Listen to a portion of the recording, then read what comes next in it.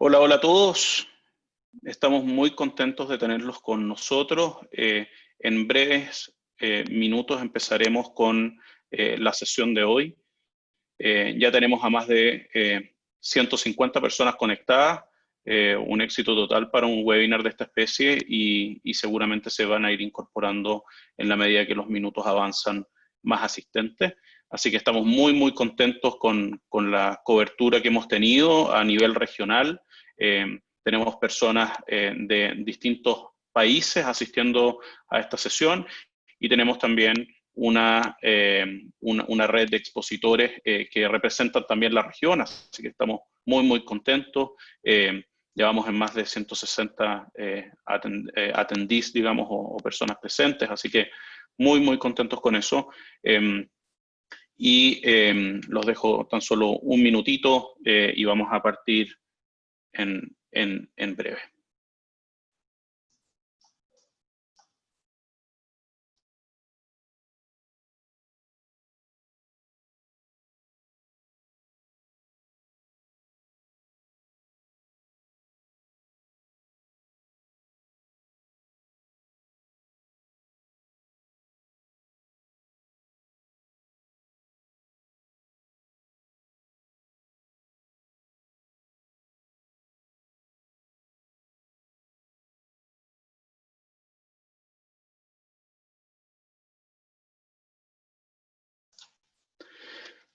Bien, en honor a la hora y respetando las agendas de todos, sabemos que las mañanas son agitadas, sabemos que hacerse espacios para participar en webinar en una época en donde estamos llenos de webinars, ¿cierto? No es fácil, pero estoy muy seguro de que el resultado de la sesión de hoy va a ser favorable y sin duda de tremendo interés para toda la audiencia. Hoy nos juntamos en el entorno de una sesión que venimos preparando. En Alster hemos diseñado 4 sesiones educativas siguiendo una trilogía llamada Personas, Procesos y Tecnología, donde desde la mano de líderes de la innovación legal en Latinoamérica van a poder conocer los conceptos claves de la transformación del mercado legal y con un enfoque hacia, obviamente, quienes nos desempeñamos en esta industria. Para los que no nos conocen, Alster es una empresa de servicios legales y consultoría estratégica que tiene por propósito transformar la industria de servicios legales por medio de soluciones innovadoras orientadas a equipos legales de empresas. Proveemos productos y servicios para funciones legales que buscan eficiencia, control y entendimiento de sus necesidades jurídicas habituales y siempre buscando ofrecer información, talentos, tecnología y externalización de procesos de manera simple, oportuna y efectiva. Vamos a dejar el link en el chat para que nos conozcan mejor en caso que les interese. Pero vamos a partir, sí, con algunas breves introducciones y señalar a quienes tenemos la fortuna de haber reunido para esta primera sesión inaugural de esta serie educativa. En primer lugar, nos va a acompañar, pero no ha llegado todavía, esperamos que se conecte prontamente, Janet Huerta Estefan. Janet es licenciada en Mercadotecnia del Tecnológico de Monterrey, posee una maestría en Desarrollo Humano y Social, es fundadora de Abogados Digitales y Academia de Innovación y directora ejecutiva de la plataforma multimedia Foro Jurídico. Y Janet es reconocida como conferencista internacional en materias de Legal Tech, innovación, transformación digital, marketing legal, equidad de género, entre otras cosas, y es creadora de los grupos Los Abogados Digitales más Disruptivos de México y Los Abogados más Influyentes de México. Por su parte, también nos acompaña el tremendo talento que es Óscar Montezuma, un buen amigo desde hace tiempo. Óscar es abogado de la Pontificia Universidad Católica de Perú, realizó estudios de maestría y posgrados en el extranjero y lleva más de 15 años asesorando a gobiernos, empresas y nuevos emprendimientos a resolver los diseños que impone la regulación digital. Óscar, además, es profesor en distintas universidades peruanas y ha participado en diferentes conferencias en el Perú y el extranjero relacionados con los cambios que se están dando en el mercado legal. Actualmente es director y fundador de Newbox, desde donde busca revolucionar la forma en cómo se prestan los servicios legales, promoviendo la creación de un ecosistema de innovación a nivel regional. También nos acompaña Héctor Roldán. Héctor es CEO y fundador de Simple Consulting y se define como un apasionado de la transformación y renovación de las organizaciones, cuestión que me consta personalmente porque somos también grandes amigos desde hace un tiempo. Ha sido parte de iniciativas de transformación y modernización continuas, profundas en todo el mundo, tanto para el sector público como privado, en organizaciones bancarias como Banco de Crédito e Inversiones, Banco Estado, IBM, Santander, BBVA, entre otros tantos. Tiene amplia experiencia en el gobierno corporativo de importantes empresas en la industria financiera, tecnológica, PropTech, ha sido consejero en Wise Rock Investments y DAT en España. Es ex miembro del Consejo de Tecnología de Wall Street Journal y es miembro del Consejo de Administración de empresas como Capitalizarme, Acepta y otras, todas vinculadas con el mundo de la tecnología y la innovación en sus respectivas industrias. Posee una formación multidisciplinaria y de hecho es notable saber, ¿cierto?, que es licenciado en Derecho y diplomado en Negocio, con un Master en Science en Finanzas y MBA además. Y es profesor habituado y key speaker en programas de innovación, gestión del cambio y transformación. Por lo tanto, es un lujo tenerlo con nosotros compartiendo audiencia con el resto del equipo. Y finalmente, pero no por eso menos importante, tenemos al grande, único, a Rafael Meri. A Rafael quizás algunos ya lo conocen, es abogado y magíster en economía y en políticas públicas. Es consultor de firmas y gerencias legales y tiene más de 15 años de experiencia en el mercado legal. Probablemente es de los visionarios que empezó a hablar de los cambios que se venían en el mercado legal y ha mantenido esa conversación y esa temática siempre en la palestra. Es profesor en Derecho Económico, Regulación Económica y Análisis Económico del Derecho y ejerce como presidente de la Asociación Latinoamericana e Ibérica de Derecho y Economía. Expone en conferencias del sector legal y en conferencias académicas en temas de análisis económico del derecho y cuenta con varias publicaciones sobre el mercado legal, siendo además columnista habitual en diversos medios especializados. Actualmente es director de Mirada 360 para Latinoamérica, donde colabora con las firmas de abogados en el diseño de sus estrategias, organización, comunicación, marketing y desarrollo de negocios. Por lo tanto, tenemos sin duda un set de expositores inigualable e envidiable. Estamos tremendamente agradecidos de que hayan aceptado nuestra invitación de ser parte de este foro. Yo no voy a ser más que un maestro de ceremonia y darle el pase a don Rafael, que va a liderar la moderación de esta sesión. Pero antes de ir a ese pase, nos gustaría saber quiénes tenemos, ¿cierto?, con nosotros, y para eso vamos a lanzar un poll interactivo, es decir, una encuesta que deben ustedes básicamente llenar. Tenemos más de 190 personas conectadas de forma simultánea, es decir, realmente un éxito para un webinar en estas épocas de todas partes. Pero queremos saber quién es nuestra audiencia. Así que ahí va el poll, les agradeceríamos por favor, responder esas preguntas y con esas preguntas rápidamente vamos a ver también en línea, ¿cierto?, quién es nuestra audiencia y cómo está así compuesta para que la dirección de la conversación por parte de nuestro querido moderador Rafael sea lo más virtuosa posible.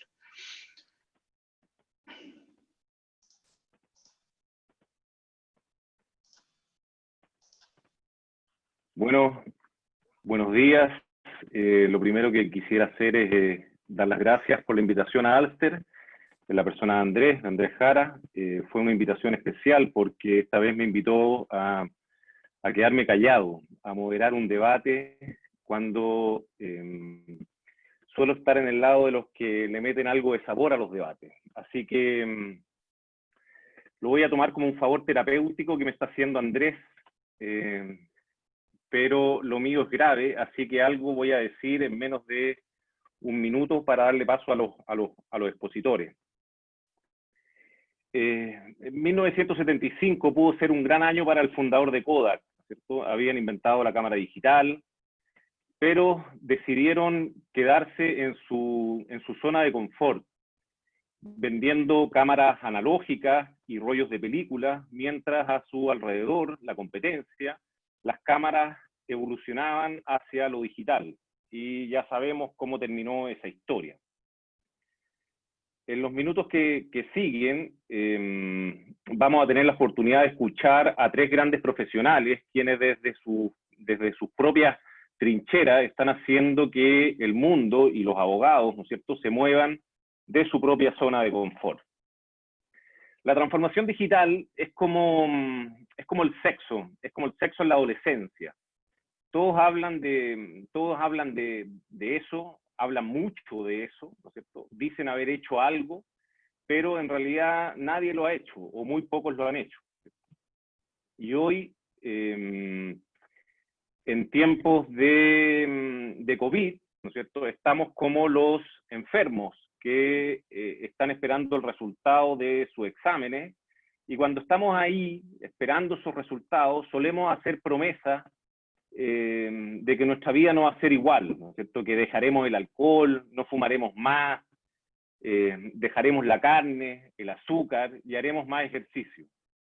Pero sabemos que cuando el miedo pasa y volvemos a estar sanos, volvemos a hacer lo mismo, volvemos a beber, a fumar y a comer carne. Este webinar, dentro del ciclo organizado por Alster, busca, creo yo, hacernos entender que si no nos subimos al carro del cambio, al carro de la transformación digital, vamos a volver a enfermarnos y seguramente ya no contaremos la misma historia. Así que nada, ya podemos hablar hacia el final y por ahora los voy a dejar en primer lugar con Héctor Roldán, a quien ya presentó Andrés. Es de verdad un lujo tenerlo aquí, quien nos va a hablar de transformación digital para la función legal. Héctor, todo tuyo. Muchas gracias. Lo primero, un gusto estar aquí, de poder compartir con ustedes y sobre todo hablar de un tema que a mí me apasiona, que es la transformación digital. No sé si se ve mi pantalla, Rafael, creo que no tengo algún issue. ¿Se ve la presentación? No, todavía.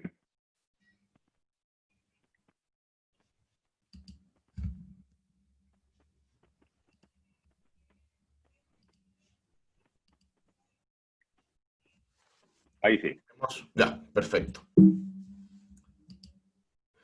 Bueno, como les decía, soy un apasionado de la transformación digital. Agradezco la oportunidad de estar aquí, de compartir con todos ustedes y compartir una perspectiva que viene de haber liderado procesos de transformación en primera persona como CIO de grandes empresas a nivel internacional, de vivirlo como consultor y de vivir también la transformación desde los consejos de administración. Así que voy a intentar poner encima de la mesa algunos conceptos que son muy prácticos e intentaré dejar unos minutos para conversar y para tomar algunas preguntas. Lo primero que me gustaría es partir con una pregunta y es ¿por qué es necesario transformarnos? Hoy en día el mundo se mueve a una velocidad que nunca antes se había visto. Y tecnologías como el teléfono tardaron 50 años en llegar a 50 millones de personas. El televisor tardó 22 años en llegar a estos 50 millones de personas. Internet tardó tan solo 7 años. Facebook tardó 3 años. Twitter tardó 2 años. Y sin embargo, hoy vivimos en un mundo en el cual un juego como el Pokémon Go es capaz de llegar a 50 millones de usuarios en 19 días. Y es fuerte lo que les estoy diciendo, porque esto implica que nuestra competencia se mueve a esta velocidad y nuestros clientes esperan que nosotros nos movamos a esta misma velocidad. Entonces, uno de los elementos claves para poder entender la transformación digital es la velocidad del cambio, que hoy el mundo se mueve a una velocidad nunca antes vista. Lo segundo es que aparecen tecnologías disruptivas. ¿Por qué se llaman disruptivas? Porque estas tecnologías tienen el potencial de cambiar de forma radical los modelos de negocio que nosotros conocemos hoy en día. Y pensemos juntos en un ejemplo. Hace 10 años, 15 años, para poder acceder al poder de un supercomputador, tenías que ser una gran multinacional con una billetera muy gorda. Y sin embargo, hoy en día cualquier persona, cualquier estudiante desde el garaje de su casa, a través de la tecnología cloud, puede acceder por el tiempo que lo necesita a este poder de cómputo. Entonces, todas las tecnologías como el IoT, como el Deep Learning, como la inteligencia artificial, como el blockchain, han cambiado y están cambiando de forma radical los modelos de negocio que nosotros conocemos. De hecho, la tecnología está cambiando absolutamente todas las industrias. Si nos remontamos al año 2006, vemos que de las 5 principales empresas cotizadas en el mundo, tan solo una de ellas era de corte tecnológico. Sin embargo, cuando llegamos al año 2020, vemos que de las 5 empresas con mayor capitalización bursátil del mundo, 5 son tecnológicas. Entonces, la tecnología está transformando absolutamente todas y cada una de las industrias, incluyendo la industria legal. Todas estas tecnologías habilitan nuevos modelos de negocio y nuevas oportunidades. Este gráfico que estoy presentando habla de los unicornios. Un unicornio es una empresa que tiene una valorización superior al billón de dólares. Vemos cómo de 2011 a la fecha se han multiplicado. Porque todas estas tecnologías que han surgido abren oportunidades y abren nuevos modelos de negocio. Lo que sucede es que estas empresas tienen la potencialidad de generar valor de forma exponencial. Veamos un ejemplo regional. El caso de Falabella, que opera en la mayoría de los países de los que están conectados nuestros invitados, y Mercado Libre, que también opera en la gran parte de Latinoamérica. Vemos que Falabella tiene un valor en el mercado de casi 11 billones de dólares, mientras que Mercado Libre llega casi a los 30 billones de dólares. Falabella, pre-coronavirus, tenía 110,000 colaboradores, Mercado Libre, un poco más de 7,000. Falabella gestionaba casi 500 locales en toda la región, Mercado Libre, 0. Una parte en 1889, la otra parte en 1999. Y aquí es súper importante, la manera en que crece una y la otra es radicalmente distinta. Una es un modelo de negocio tradicional que tiene un crecimiento secuencial, es decir, si Falabella quiere crecer, tiene que encontrar un buen lugar en algún país, construir un buen centro, contratar personal, formar personal, hacer marketing, etcétera. Mientras que Mercado Libre es un modelo de negocio totalmente distinto, es un modelo de negocio de plataforma en el cual su crecimiento ha sido exponencial. Entonces, es importante también entender que hoy en día vivimos en un mundo en el cual la forma de crear valor o de destruirlo ha cambiado y tenemos que apuntar hacia el mundo de lo exponencial. También vivimos en un mundo en el cual el cliente está al centro de todo. Aquí vemos a Felipe, un miembro de mi equipo, que cuando yo lo veo a simple vista, puedo deducir que es una persona casada, que tiene 2 hijos, que maneja un Volkswagen, que le encanta viajar, que es ingeniero, que es MBA, que tiene 40 años. Pero cuando yo miro a esta misma persona bajo la lupa de lo digital, es como un iceberg, ¿no? Hay una parte que si yo no aplico la lupa de lo digital no veo. Entonces, cuando aplico esa lupa o ese lente de lo digital, yo veo que Felipe es un fanático de Fortnite, que aunque tiene auto, no le gusta conducir y anda en Cabify o en metro, que aunque es un apasionado de la música y del cine, no va a un teatro, no va a conciertos, sino que él consume esos contenidos utilizando Netflix o Spotify, que sus compras las hace online y sobre todo ahora. Entonces, hoy en día vivimos en un mundo en el cual hay una dimensión de nuestros clientes, de nuestra competencia y de nosotros mismos que es digital y tenemos que, me gusta ilustrarlo con este ejemplo del iceberg, porque no se ve a simple vista, tenemos que crear la capacidad y el músculo para poder tener esta mirada. Pero hoy en día vivimos en un mundo en el cual el cliente es el centro de todo. Y la manera en la que nosotros creamos o destruimos valor ha cambiado radicalmente. Hoy en día, cuando hablo con gerentes generales y les pregunto sobre sus activos y sus pasivos, todos se lo conocen de memoria. Todos tienen perfectamente claro cuáles son sus activos y sus pasivos. Sin embargo, cuando le ponemos el apellido digital y pregunto por cuáles son los activos o pasivos digitales, pocos tienen una respuesta. Y hoy en día es la tecnología, los datos, la conectividad, la seguridad, la experiencia de usuario, la que crea o destruye valor. Entonces, la forma en que nosotros construimos o destruimos valor dentro de la empresa se ha reformulado. Y es súper importante que tengamos esto claro. Y obviamente también le pega a la industria legal. Sin embargo, a pesar de todos estos cambios, hay algo que no cambia. Y lo que no cambia es que el mayor desafío en un proceso de transformación es y seguirá siendo por mucho tiempo cambiar las mentalidades y los comportamientos de una organización. Como ven, la transformación digital no se trata de tecnología, no se trata de procesos exclusivamente. La transformación digital se trata de personas. Y en la medida en que nosotros, desde el área en la que estemos, seamos capaces de impactar cómo una organización piensa y cómo una organización se comporta, vamos a tener un buen proceso de transformación. Pero entonces, ¿qué es la transformación digital? Hay demasiadas definiciones y me voy a atrever a hacer algunas distinciones. No pretendo ser el dueño de la verdad, hay muchas definiciones para la transformación digital, pero quiero compartirles algunas distinciones y una definición que a mí me hace bastante sentido. Lo primero que hay que entender es que transformación digital significa cosas muy distintas dependiendo a quién se lo preguntemos. Si le preguntamos de qué se trata la transformación digital al financiero de una compañía, va a hablar que se trata de eficiencia y reducción de costos. Si se lo preguntamos al CIO de una compañía, nos va a decir que se trata de tecnología y de adopción de nuevas herramientas. Si se lo pregunto al gerente comercial, me va a decir que se trata de llegar a nuevos segmentos de mercados y servir mejor a los clientes. Entonces, ¿quién tiene la razón en una definición en la cual tiene un significado distinto dependiendo a quién le preguntemos? Bueno, yo creo que todos tienen un poco de razón, porque es clave que entendamos que la transformación es un deporte grupal. Y parte de lo que nosotros tenemos que hacer como líderes de un proceso de transformación es asegurarnos de que todo el equipo cuenta con la motivación, con las habilidades y con las herramientas para transformarse. Legal tiene un rol en esto, desde crear nuevos modelos contractuales hasta nuevos modelos de servicio. Producto tiene un rol en esto.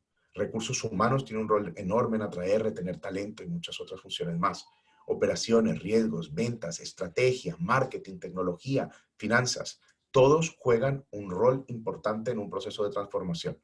Entonces, como tercera gran idea que me gustaría compartirles, es que la transformación es un deporte grupal.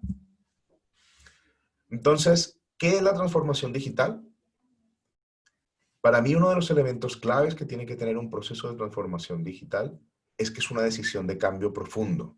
Conozco muchos casos en el mercado en que la gente empieza un proceso de transformación, pero lo hace de una manera estética, no lo hace con una convicción profunda de que requiere un cambio. Mi experiencia es que esos procesos no terminan bien. ¿Qué pretende un proceso de transformación digital? Conquistar nuevos modelos de negocio, adoptar nuevas formas de trabajo, además muy colaborativas. Ha cambiado de manera radical la forma en la que se trabaja y se colabora, más con esta pandemia que estamos viviendo. Pretende también potenciar el liderazgo ambidiestro, y no tengo mucho tiempo para profundizar en esto, pero es uno de los conceptos que a mí más me fascinan. Porque el liderazgo ambidiestro significa la capacidad que tiene que tener una empresa hoy en día para, por un lado, transformarse y para la otra parte, operar de la manera más eficientemente posible.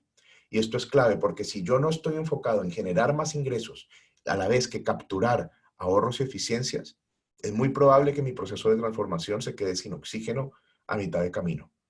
Ese oxígeno puede ser recursos, capital, puede ser incluso capital político. Entonces es importante que cuando entremos en un proceso de transformación lo hagamos con la mirada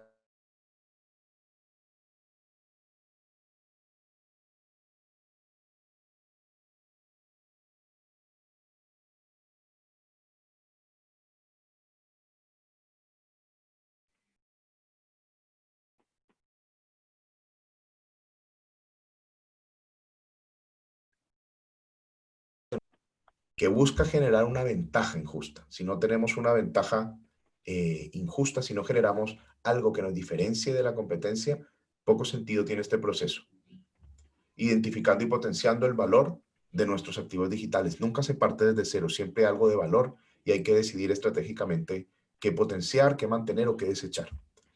Por supuesto, todo esto lo hacemos utilizando distintos habilitadores tecnológicos, estas tecnologías disruptivas de las cuales hablamos un rato.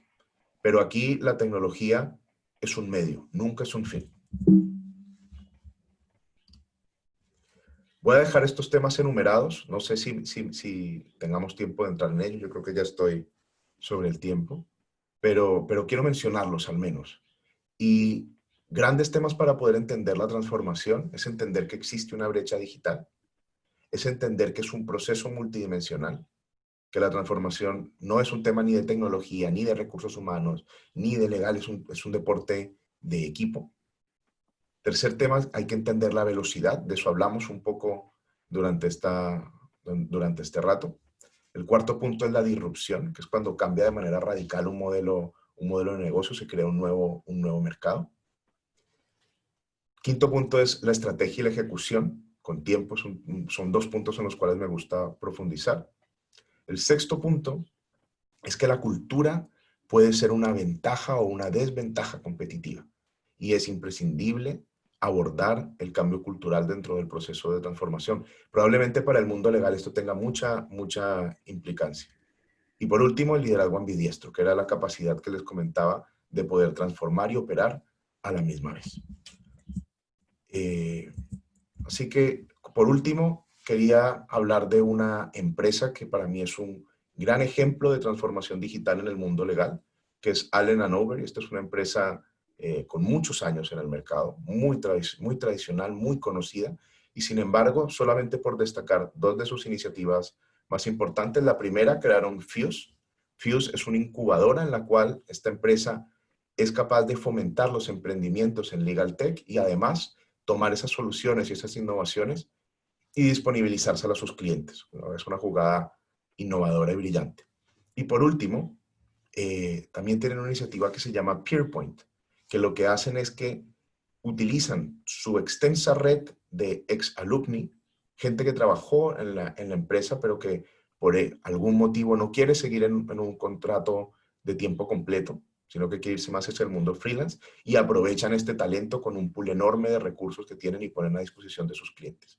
Así que este es un ejemplo de cómo la innovación y los procesos de transformación digital también aplican en el sector legal. Y con esto cierro. Muchas gracias. Muchas gracias. Muchas gracias, Héctor. Muy interesante. Ya tendremos tiempo para ver las preguntas y las respuestas y conversar. Ahora los voy a dejar con Janet Huerta, que de verdad es un lujo. Janet es una transformadora del derecho en México, fundadora, como decía Andrés, de Abogado Digital. Así que, nada, un placer tenerla aquí y poder escucharla va a ser un lujo para todos. Janet, todo tuyo. Hola, muchísimas gracias, Rafael, y muchas gracias a Andrés y a mis amigos de Alster por esta invitación. En verdad, para mí es un honor poder compartir unas ideas con ustedes y sobre todo con expertos pues tan renombrados y destacados en esta materia. Pues quisiera compartirles ahorita una pequeña presentación de apoyo. Yo les voy a platicar de cómo esta transformación digital que ya nos comentaba Héctor, impacta en la profesión legal. Yo prácticamente pues me dedico a la capacitación, a la creación de contenidos tanto educativos como informativos para toda la industria legal y pues ya llevo pues más de 10 años dirigiendo una universidad, una revista que ahora es una plataforma multimedia que se llama Foro Jurídico, y recientemente lanzamos esta plataforma, una nueva academia de innovación, Abogado Digital. Entonces, bueno, pues un poco contarles de mi experiencia. ¿Qué sucede? Pues que claramente el mundo está cambiando, ¿no? Y cuando uno empieza a entender cuáles son las tendencias de la era digital, pues tenemos que ver que antes como que los abogados estaban en una burbuja en donde creían que todo lo que pasaba en el mundo, pues como que no les afectaba a ellos. Por cierto, déjenme hago el paréntesis que yo no soy licenciada en Derecho de profesión, yo soy mercadóloga y por ende mucho tiempo que yo estuve en esta industria yo creía que era pues que lo que yo sabía o mi profesión pues no aplicaba en este mundo porque así me lo dijeron y realmente ahora con todos estos cambios pues me doy cuenta que soy una de estas nuevas especies que les llamo los híbridos en donde pues somos otras profesiones que venimos a agregar valor, ¿no? Entonces definitivamente estamos cambiando y estas tendencias, aquí les pongo algunas, obviamente el mundo se está globalizando, el comercio electrónico que vemos por todos lados, estas tendencias de que pues ha crecido en un porcentaje enorme el comercio electrónico en todos los países. La gente después de la pandemia ya le perdió el miedo a conectarse, gente de todas las generaciones. Antes veíamos millennials, centennials conectándose, ahora tenemos generaciones pues de todas las generaciones prácticamente haciendo Zooms, tomando cursos online, webinars, haciendo sus reuniones en línea. Entonces, pues esto es un gran cambio de cómo los servicios digitales se van a consumir muchísimo más. El aumento en la complejidad y la velocidad de la información y los negocios. Eso está en muchos estudios. Hay un estudio increíble de Bucerius Law School que dice y mapea cómo ha sido mucho más complejo hoy hacer negocios en el mundo. El tema de compliance, pues tiene este tema de que necesitamos cada vez más la complejidad regulatoria, cada vez cumplir más. Entonces se vuelve un mundo muy complejo para la toma de decisiones que humanamente es imposible tener en cuenta todas estas variables para tomar una decisión, ¿no? Tenemos ahora, por ejemplo, reformas en derechos humanos, en donde inclusive los juzgadores tienen que tomar en cuenta no solo legislación nacional, sino tratados internacionales y de pronto todo esto, doctrina que tienen que incluir en sus decisiones y que la tecnología tiene que venir a ayudarnos porque si no nos quedamos ciegos a toda esta información, que es imposible procesar únicamente con el cerebro humano. La desintermediación, obviamente, que cada vez más el abogado, y repito, son tendencias mundiales, pero necesita quitarse de los procesos en donde no genera valor y poner a disponibilidad de los usuarios la información de qué tipo legal, ¿no? Las transacciones se vuelven exponenciales. A veces escuchamos mucho de los delitos informáticos, escuchamos de los problemas que se suscitan en Internet, pero veamos también la cantidad de transacciones que suceden en Internet. Entonces, si yo tengo 60 millones de transacciones en una plataforma de e-commerce al mes, pues con que el 1% de esas transacciones o se conviertan en un problema, pues ya estoy teniendo millones y millones de conflictos que se tienen que resolver, ¿no? Y no porque el Internet nos traiga más conflictos, sino que exponencialmente, pues sí nos trae, proporcionalmente no, pero en número y en cantidad sí. Y bueno, esto aunado a que pues estamos muchas generaciones, ya 5 generaciones o 4 a veces conviviendo en un mismo espacio de trabajo, lo cual también trae pues a veces como conflictos en las ideologías, en las formas de ver el mundo y de trabajar, y pues todas las nuevas tecnologías que ya también nos comentaban.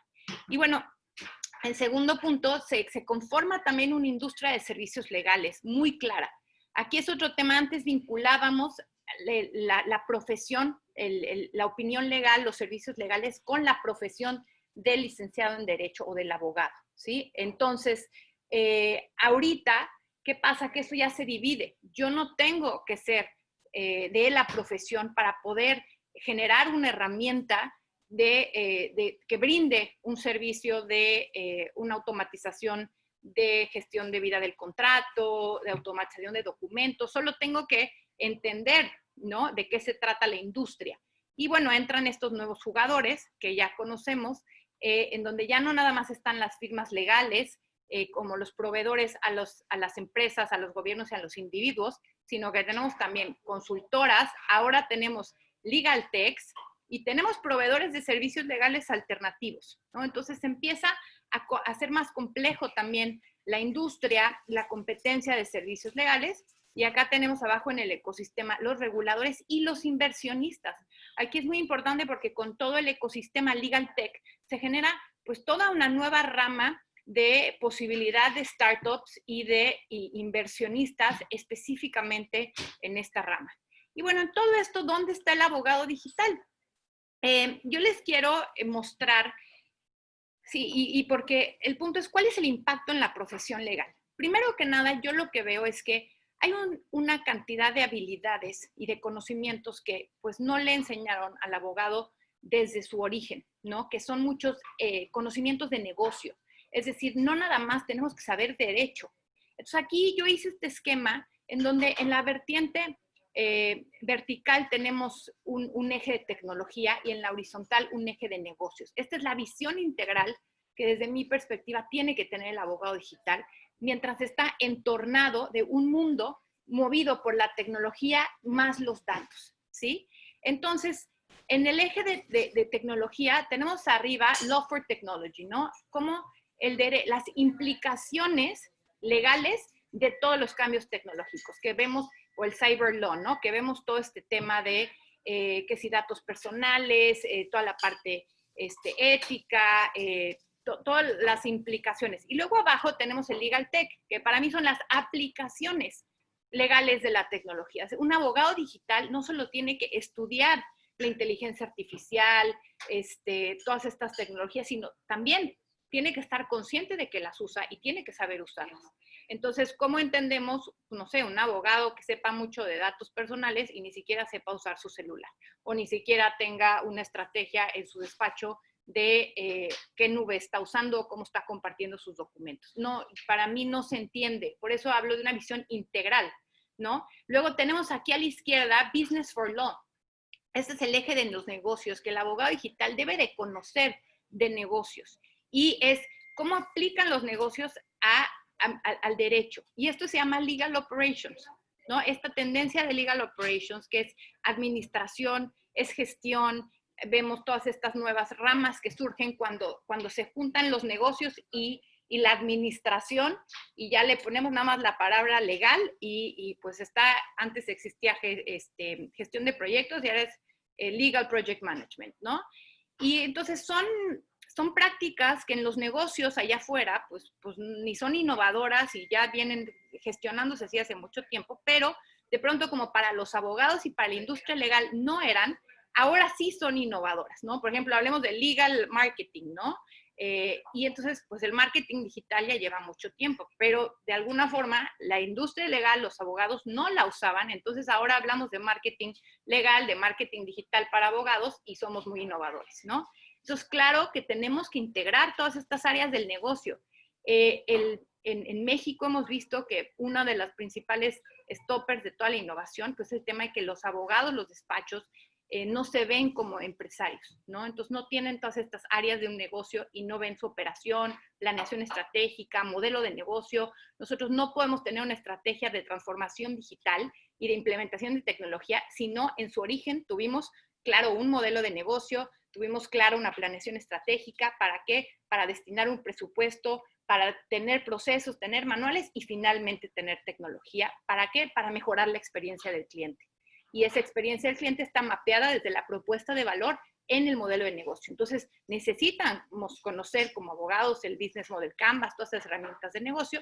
Y finalmente, y con esto concluyo, la parte de Law for Business, ¿no? Entonces, esta es una parte en donde el abogado anteriormente estaba tras bambalinas. Todos los procesos de diseño y de productos y servicios se hacían y posteriormente llegaban a que los revisara el abogado le decía, no, estás mal en esto, y les tiraba el producto, el diseño. ¿Y qué pasaba? Que pues era un gran stopper para la innovación porque las áreas no querían ni ir con el abogado para que no les dijeran que no a sus proyectos. Entonces el abogado tiene que cambiar esta mentalidad, irse. Yo les digo a los abogados a veces en empresas que si no te incluyen en las juntas de diseño, pide que estés presente desde el diseño. ¿Por qué? Porque necesitas ver y desde ahí participar en esto que ahora se llama compliance by design. No nos esperemos a que nos llegue una multa. El compliance no es que nos esperamos a que llegue una multa para pagarla porque no hicimos algo bien. El compliance by design implica que el abogado se meta a las primeras filas del negocio para dar la opinión legal en estos equipos multidisciplinarios de diseño de productos y servicios centrados en el cliente. Entonces, bueno, y finalmente para todo esto, hasta abajo pongo la parte de liderazgo, ¿sí? Si no trabajamos en nuestras habilidades emocionales, de liderazgo, en estas habilidades que son las que no se van a automatizar, que son las emociones y el contexto, pues básicamente no podremos pasar a esta nueva etapa de transformación en donde el cambio es la única constante. Con esto cerraría mi participación. Muchas gracias. Muchas gracias, Janet. Muy interesante. Y por último, pero no menos importante, vamos a dejar a Óscar Montezuma, un gran amigo peruano quien debe ser uno de los líderes en Perú y en Latinoamérica de estos temas, desde Newbox. Así que, Oscar, cuando quieras, todo tuyo para darte el pase.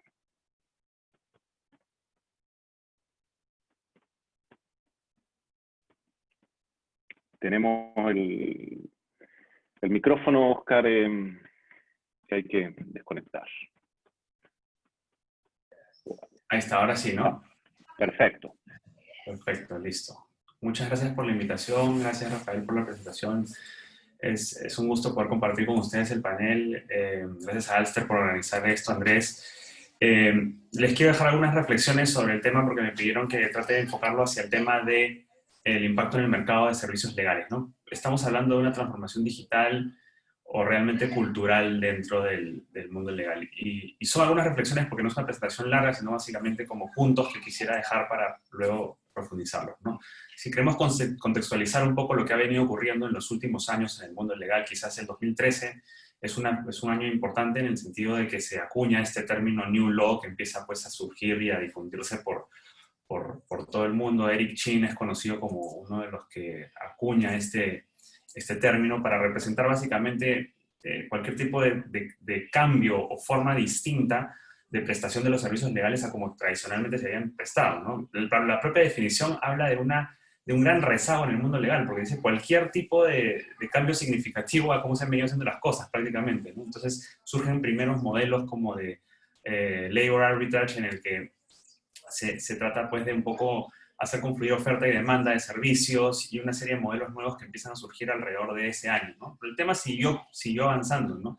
Y quizás si tenemos que hacer como un fast forward hasta el día de hoy, este cuadro que presento ahí podría ser como una suerte de síntesis de lo que ya también algo ha comentado Janet hace un momento y Héctor.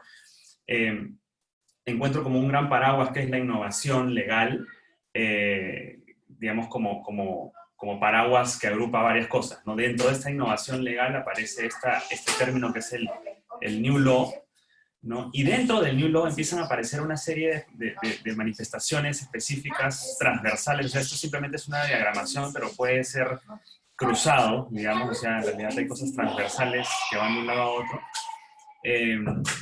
y que se intersectan, ¿no? Por ejemplo, aparecen los prestadores de servicios legales alternativos, que hasta ahora se abre una discusión interesante sobre hasta qué punto siguen siendo alternativos o más bien complementarios o más bien de qué tipo. Las startups de Legal Tech, ¿no? Que son básicamente empresas que desarrollan alguna tecnología específica, o las propias firmas de abogados o departamentos legales creando soluciones Legal Tech, ¿no?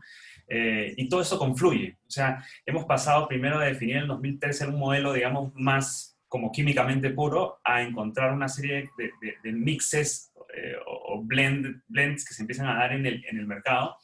Y también paralelo a ello aparecen figuras como el Legal Design Thinking o Legal Project Management, Legal Operations o la consultoría en Legal Tech, ¿no? Que son abogados que básicamente se dedican conocen la tecnología, conocen el mundo legal y pueden recomendar una u otra tecnología, ¿no?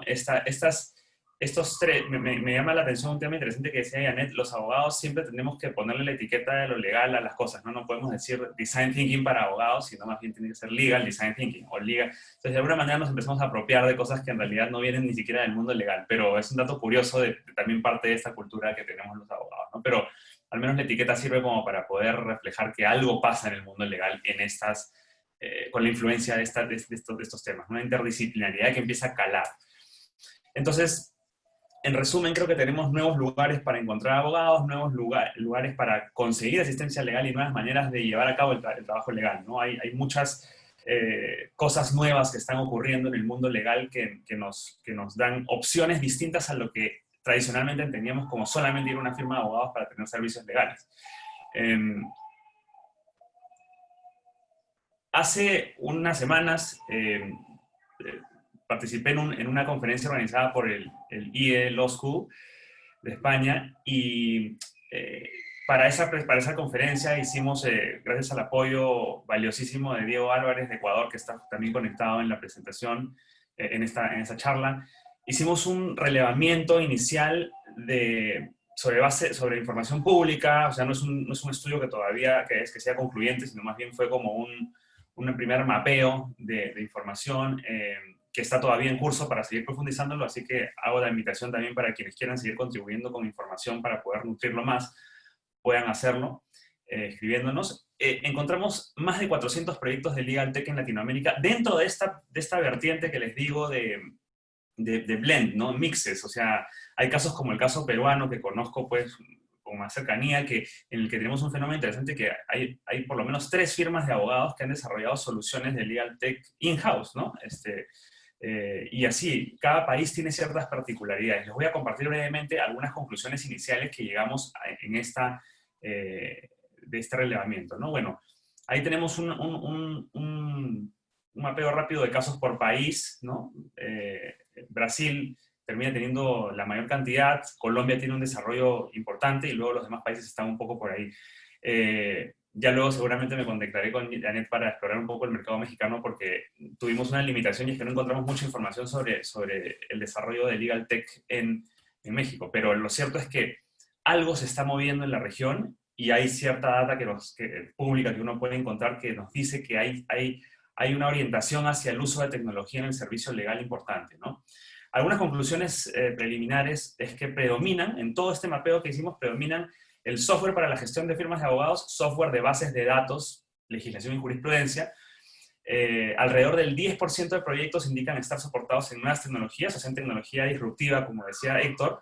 Sin embargo, si vemos el primer punto, la gran mayoría de usos de la tecnología es tecnología sostenible, es tecnología para sostener el negocio tal como ha venido dándose en la práctica. O sea, firmas de abogados que, por ejemplo, utilizan case management software o time billing o este tipo de software para mantener la estructura que ya tenían, no necesariamente para generar alguna disrupción en el modelo, ¿no? Entonces, ese es un tema interesante. El término Legal Tech todavía no es de masiva difusión y aceptación en el sector legal. Hay empresas que tienen trabajando más de 20 años en temas de software sostenible incluso, pero que no se reconocen como Legal Tech, por ejemplo, ¿no? Y en conclusión, aún Latinoamérica, si bien hay algo que se está moviendo, algo que está apareciendo, sigue teniendo una aproximación conservadora frente al Legal Tech, aún, ¿no? Entonces, pero lo cierto es que algo está pasando.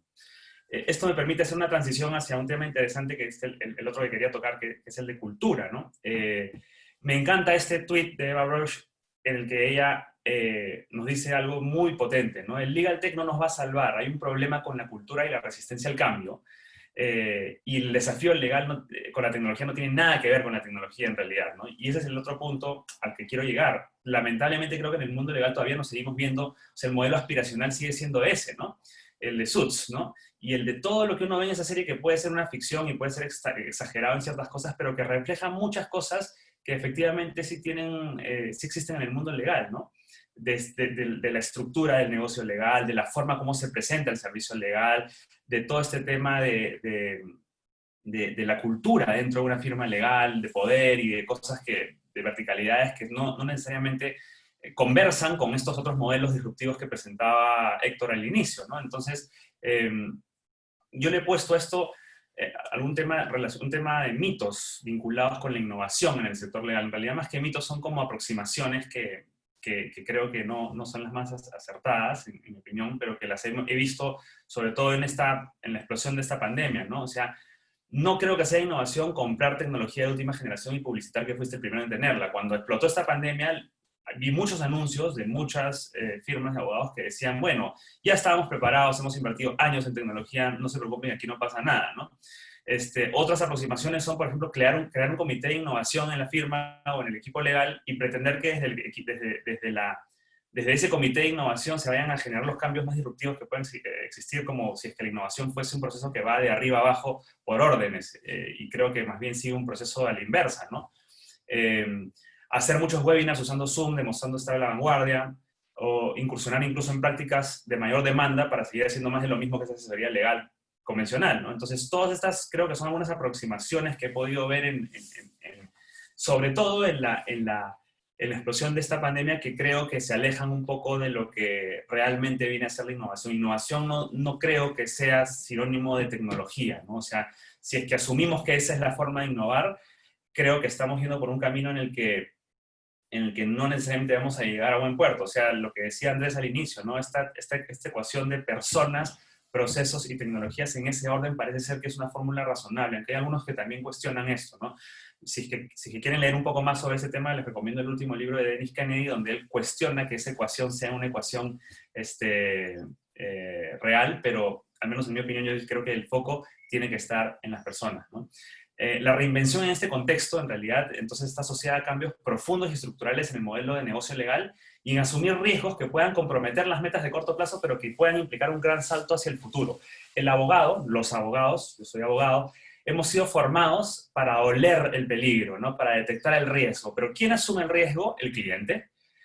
Cuando nos lanzamos a emprender, a hacer empresa en el mundo legal, nos damos cuenta justamente de esas características que nos enseñaron en la universidad, ¿no? Tú eres el que detecta, el consultor que detecta el riesgo, pero no necesariamente eres el que asume el riesgo. Entonces, cuando nos toca ser emprendedores, ahí creo que la figura cambia mucho y uno se da cuenta de esa aversión al riesgo, esa resistencia al cambio que suele haber y que hace a veces que nos refugiemos en la tecnología como la gran salvación para la innovación.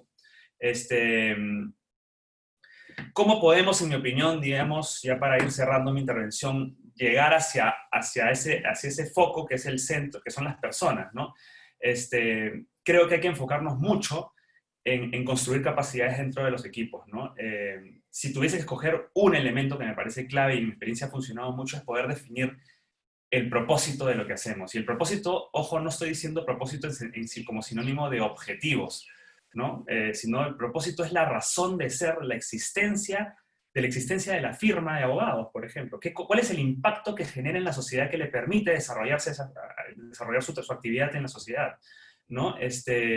Hace poco leí un artículo que hablaba sobre cómo los abogados también tenemos que generar negocio, y todo está inundado del tema, o sea, de monetización, ¿no? Al final, el artículo terminaba con esta frase: construyamos la primera firma de 1.000 millones en Latinoamérica. Y mi pregunta cuando acabé de leer el artículo es, ¿para qué? ¿Para qué? O sea, ¿cuál es la razón de ser, de enfocar un negocio que tenga como meta única la rentabilidad?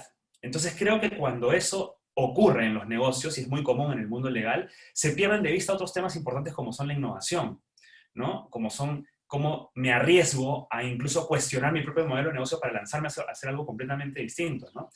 ¿Dónde están esas firmas con propósito? Me encantaría y sueño con el día en que pueda abrir páginas web de muchos países del mundo, porque estamos hablando de un tema mundial, y encontrar propósitos realmente inspiradores para los equipos de trabajo que funcionan en esas firmas, ¿no?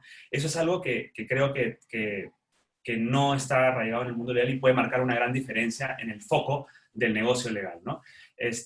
Y un tema puntual, específico, que tiene que ver con un tema que he venido estudiando bastante en el tiempo, es que encuentro que uno de los ejes de por qué el negocio legal tradicional, mente entendido, no tiende a ser innovador, no tiende a soportarse, no tiende a entrar a la disrupción de una manera agresiva, es por esta figura. No digo que es la única razón, hay otras razones adicionales, pero la figura del time tracking, del billable hour o la hora facturable, o este modelo de vender tiempo, hace justamente que el gran foco de los servicios legales en general sea la rentabilidad.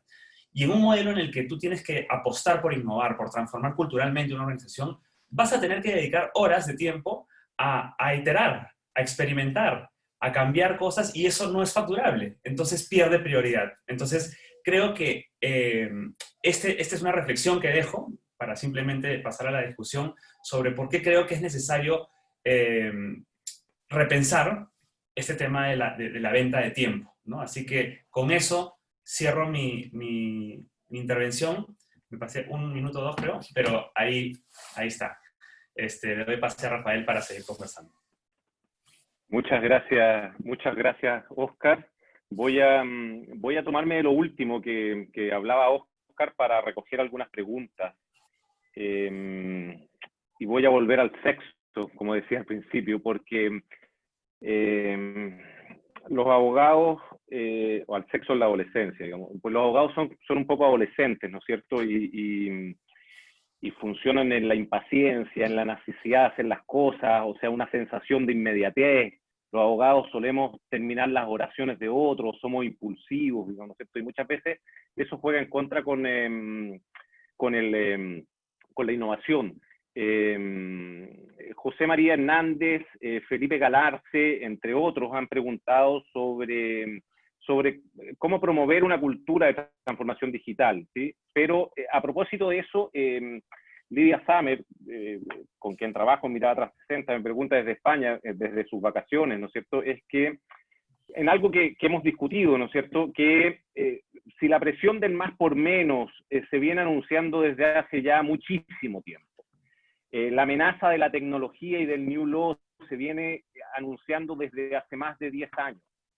Sí, todo es que el fin de la hora facturable se viene hablando ya desde hace mucho tiempo, ¿no es cierto?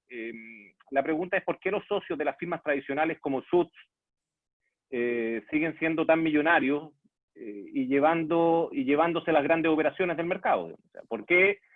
¿Qué hace que vengamos hablando de esto hace tanto tiempo? Y tiene que ver con las características de los abogados, tiene que ver con el escepticismo de los abogados.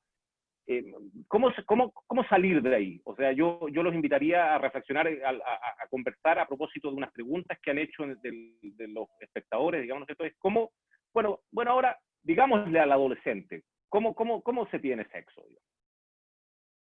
No sé quién quiere tomar la palabra. A mí me gustaría comentar, pues yo creo que esto es un tema que también es uno de los grandes paradigmas del abogado, que es yo soy todólogo, ¿no? Entonces yo le preguntaba antes al abogado, ¿y tú qué te dedicas? Derecho mercantil, civil, penal, bla, bla, y entonces yo hago todo. Y tenemos que entender el primer principio de marketing es que nosotros no podemos tener contentos a todos. Y es el primer principio de segmentación de mercados, ¿no? Entonces, también tenemos que entender que uno es un tema generacional y dos, va a haber, mientras haya clientes que lo pidan, va a haber abogados que lo ofrezcan, ¿no? Y yo en este camino de la transformación digital entendí que también nosotros que nos dedicamos a la transformación digital tenemos que entender que no tenemos que cambiar a todos, que no todos tienen que cambiar y que nosotros también tenemos nuestro nicho de mercado dentro de los abogados. Entonces, esos abogados que seguirán existiendo, sí, tienen que cambiar. Yo diría, si les funciona, no. Porque uno va a tener que cambiar si te funciona la vida que tiene. El principio de una crisis es cuando dicen, cuando la historia que te cuentas de ti mismo, sobre ti mismo, ya no te funciona, ¿no? Entonces, nosotros aquí les estamos hablando a los que sí quieren cambiar. Y tengo una experiencia de un despacho de abogados que me decía, ¿sabes qué? El día en que 3 o 4 socios que sí querían cambiar y convencieron a los demás, empezaron a cambiar espacios, hicieron su Google Room, empezaron a cambiar, quitarse las corbatas, que no llegaran de corbatas, que empezaron a contratar gente más joven. El promedio era de 30 años en el despacho, un despacho muy grande en México, y empezaron a cambiar los clientes. Claro, ¿por qué? Porque ahora me llegaron clientes fintech, porque ahora me llegaron clientes más jóvenes entonces, ¿qué pasa? Que el cliente innovador, la empresa innovadora no quiere un abogado tradicional. O otra abogada que me platicaba que su cliente la contrató cuando contestó su llamada desde su Apple Watch, ¿no? Porque dijo, pues es que ella es digital, ¿no? Entonces yo quiero un abogado que sea digital. Entonces va a haber empresas, va a haber que todavía quieran relacionarse de la forma tradicional, que quieran ir a un juicio, que quieran pelearse. Pues sí, probablemente sí las haya. Y lo que yo les quiero decir es que segmentemos nuestro mercado. Esos no son a los que nosotros les estamos hablando. Entonces sí creo también, segunda, que es un tema generacional. A nosotros, a partir de los millennials y centennials, nos gusta, operamos diferente, ¿sí? El tema del dinero es un ejemplo claro. Por ejemplo, yo todo el dinero lo manejo digital y pago mis tarjetas y tal, y yo veo de pronto las generaciones, los baby boomers, pues todavía el tema del efectivo, ¿no? Y me contaron una historia de una niñita que le dieron un billete de $30 y le dijo, no, pero esto está sucio, ¿no? Entonces, de pronto una generación que ya ve el dinero como algo sucio. Entonces, claramente los medios de pago electrónicos pues se irán usando conforme las generaciones vayan avanzando, ¿no? Y eso es lo que nos preparamos para el 2030, en donde el 2030, la siguiente década, cumple la mayoría de edad la generación alfa. Y la generación alfa es la primera generación 100% digital, ¿no? Entonces, yo sí creo que esto es un tema de entender que quienes quieren cambiar, cambien, de conocer que esto es un tema de causas, de conocer nuestros talentos, de conocer nuestro propósito, es algo que decía Oscar muy importante, porque dependiendo de mi propósito y de mis talentos, yo voy a poder entonces saber cuál es mi mercado y a quién le estoy hablando.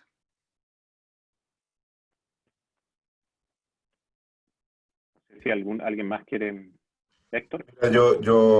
Yo comentaba en mi presentación que el gran desafío cuando uno transforma cualquier proceso de cambio está en cómo impacta uno mentalidades y comportamientos. Y en ese sentido, y lo digo, o sea, soy abogado, pero no he ejercido jamás, he estado siempre metido en la tecnología. Generalmente lo que son los roles de los abogados y de los contadores son roles que impiden que tú cometas un error. Entonces siempre te están diciendo lo que no debes hacer. Y te alzan siempre el red flag y el warning. Los abogados que realmente están jugando un rol importante en la transformación, y que los hay, son aquellos que te dicen el cómo hacerlo y te habilitan. Entonces creo que ahí hay un tema de mentalidad y comportamiento importante. Yo me engancho con lo que dice Yaneda. Hay una nueva generación de abogados mucho más digitales que son capaces de articular estos procesos de cambio desde una perspectiva nueva, ¿no? Desde la perspectiva, digamos, lo más antiguo, tradicional, que siempre te están diciendo qué no hacer o por qué no hacerlo. Eso para mí es importante porque es un cambio de chip, de comportamiento y de mentalidad. Y esa nueva generación ya está aquí. Así que hay que encontrarlo nomás. Rafael, yo quería mencionar simplemente un tema que me parece interesante que hay que mirar con lupa, que es todo esto nos regresa a la universidad, ¿no? y a la academia. Mientras sigamos teniendo una educación como con la que nos formamos todos nosotros como abogados, en el que la estructura de la carrera está hecha en función a los capítulos de un código y no necesariamente en función a las necesidades de personas concretas del país donde vamos a ejercer, ni tampoco construido sobre la base de las competencias que necesita esta sociedad, creo que vamos a seguir replicando ese modelo. O sea, vamos a seguir replicando un modelo donde el abogado es adverso al riesgo, donde toda esa pompa, esa estructuración, esa forma de hablar en difícil, todo eso se empieza a replicar. A mí tengo una experiencia que a mí me dejó aterrorizado y creo que es una de las que me inspiró también para poder abrir Newbox en su momento hace 2 años, que yo estaba haciendo un evento en ese momento con un grupo de estudiantes de una universidad y vino el director de este grupo de estudiantes de Derecho y el chico venía, o sea, era un chico que tendría sus 20 y pocos años, o sea, con una corbata que lo ahorcaba, doctoreándome desde el inicio, sudando de nervios cuando me hablaba, y tratando de utilizar las palabras más sofisticadas que podía encontrar en el diccionario para dirigirse a mí. En un momento simplemente yo me estresé más y le dije, por favor, no me doctorees, relajémonos. Y háblame, o sea, y cuando le empecé a preguntar un poco ya sobre su vida y conversar un poco, él había replicado básicamente lo que había visto. Y si es que siguen siendo modelos que se perpetúan a través de, no solamente de la universidad, sino luego cuando ya llevamos eso al campo profesional, vamos a seguir viendo ese tipo de abogados de ese molde clásico seguir saliendo, ¿no? Yo creo que sí hay una importancia en el cambio generacional, pero también hay un tema muy importante en la academia y cómo formamos a esta nueva generación que viene, porque podemos correr el riesgo de seguir formateando esta nueva generación con las mismas formas del pasado que han llevado a estos temas que estamos cuestionando.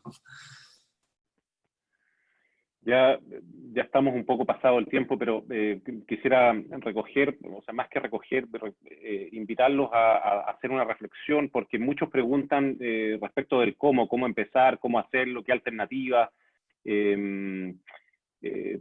Isabel Venegas pregunta por las figuras de los Legal Project Management. Hay otras preguntas también en esa línea de Jonathan Bogado.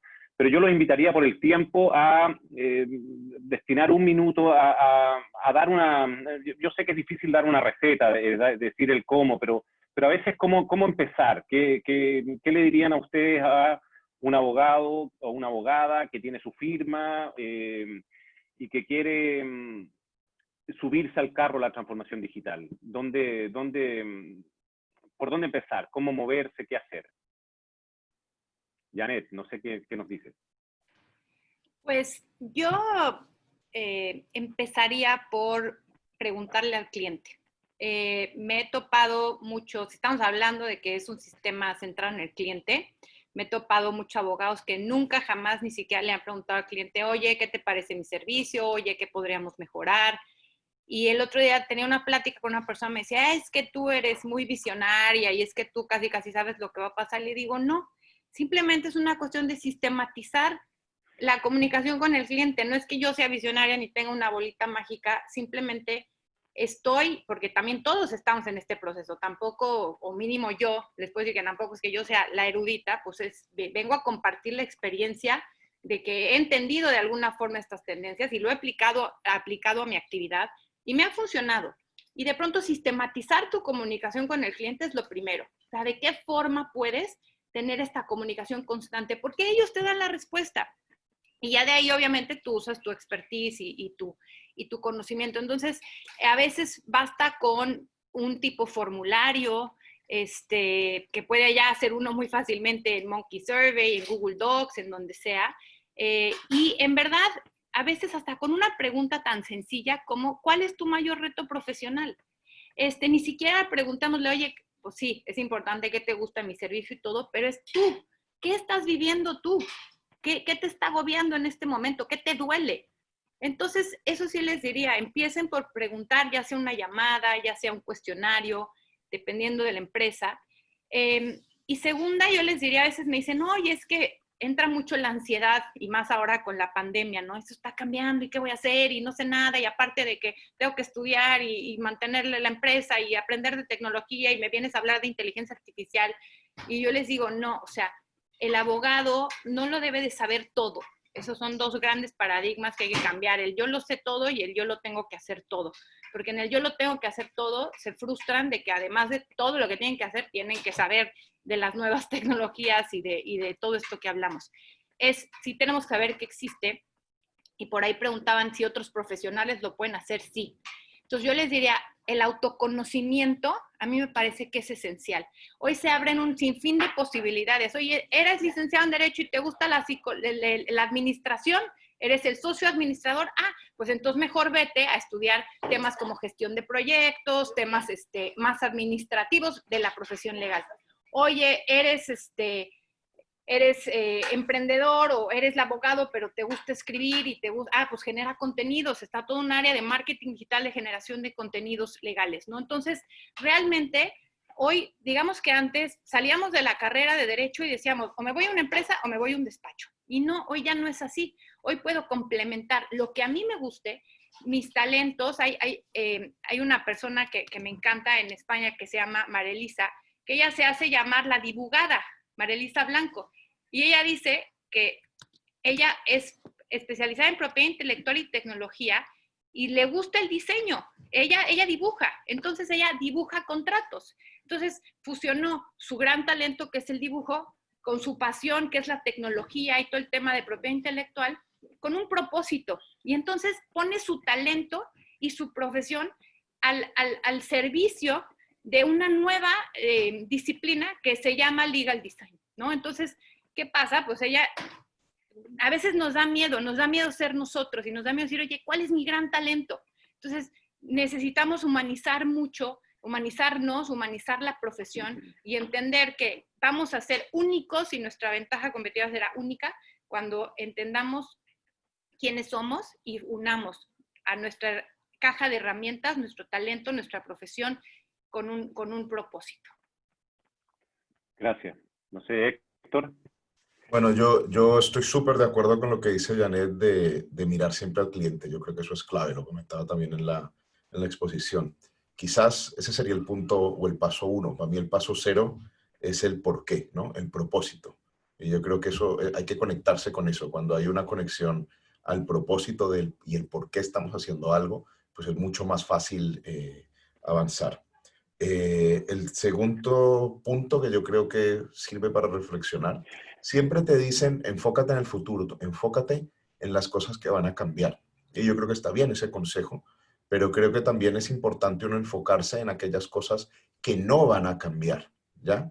Porque eso te permite crear capacidades y fundamentos para competir de una manera más potente. Creo que esto aplica al derecho, a todo, ¿no? Entonces, no solamente tener claro lo que va a cambiar, sino lo que no va a cambiar.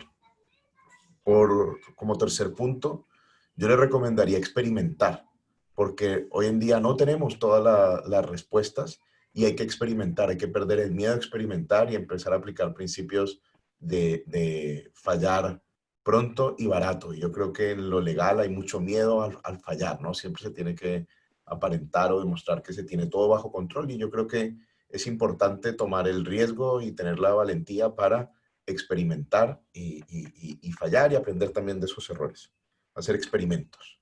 Y por último, yo creo que es importante aportar valor de una manera desinteresada. Yo creo que hoy en día la manera en que se genera o se destruye valor está cambiando, y generalmente cuando a ti te buscan es cuando tú ya has aportado valor.